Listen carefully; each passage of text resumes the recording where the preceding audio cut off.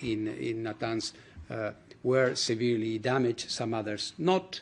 And on the others, in Isfahan, it's the same. And Fordo, yes, it has been attacked, but as I said, there is a widespread consensus on the fact that material is there. So we still may have access to that. So it's not correct to say that because everything is destroyed, there is nothing to be seen. And in any case, if a country, and here I'm talking in general, I'm not talking about Iran in particular.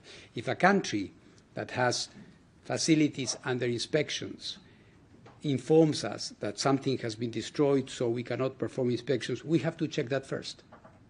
This is how a normal verification system works. It is not because a country says, you know, you cannot come, it's raining, or something is broken. So this is why, how the Comprehensive Safeguards Agreement works. On the other thing, this case is a case of a staff. It has nothing to do with the nuclear program of Iran. It's a matter that has been dealt with lawyers. We have been looking into that. It's a staff that is involved in some penal situation in country. But again, let me repeat, has nothing to do, so please let's not make strange connections. Has nothing to do with our verification activities in Iran. As you yourself say, it's almost something that it has been ongoing for almost 2 years. Of course, we look into this. It's a member of the staff, so of course there are contractual matters, legal matters. We care for the families and all of that. So we are looking into that through the appropriate channels. Question in the back. Thank you very much, Dieter Reinisch, Press TV Iran.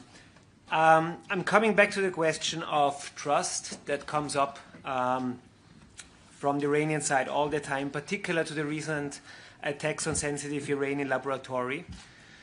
This has created deep concern in Tehran, and many in Tehran say, you hear it in the statements, that they have the opinion that Israel have obtained this information, which can, as they say, can only be shared under IAEA safeguards.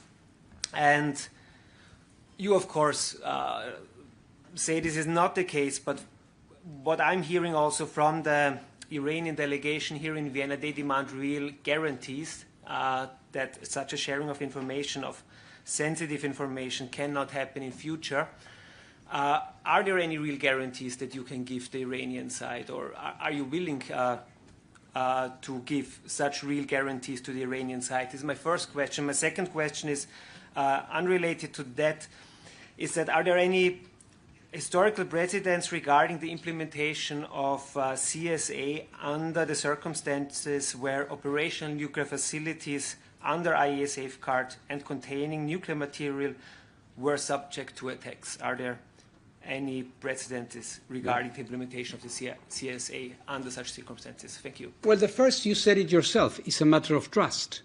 It is, and I said it very, very clearly, it is completely untrue. We do not pass information to anybody. Of course, if people want to say you're passing information to somebody, well, I mean, they are free to say. There's no proof of that. The IAEA has never done that.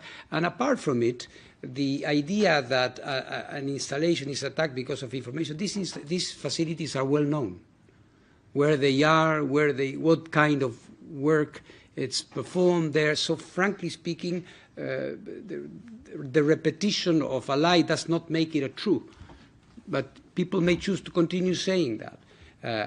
But of course, I respect the comments that are made, and in my conversations with the Iranian government, we have addressed these issues. But to be honest with you, this thing doesn't come up so much in those conversations, which means that, frankly speaking, is a matter of maybe a political statement which is made, and I understand it. I don't agree with it, but and the second part of the question was, sorry. The second part of the question was the question if there are any precedents regarding the implementation of the CSA. Well, again, here I should say no. There have been attacks on nuclear facilities in the past, but this no. But let me say, because it has been said that because there is no precedent for this, the IAEA cannot inspect because there are no specific protocols for that. Again, that is inaccurate, and I will say it very, very clearly. These are facilities that were physically attacked. The only thing that you may need in case there was something like this is contamination, which at this point is very, very limited, and if it does exist, it can be dealt with protective equipment, so there is no problem, or the physical precautions that you should take when accessing a building which has been damaged or is structurally weakened. Apart from that, we know exactly what we need to do.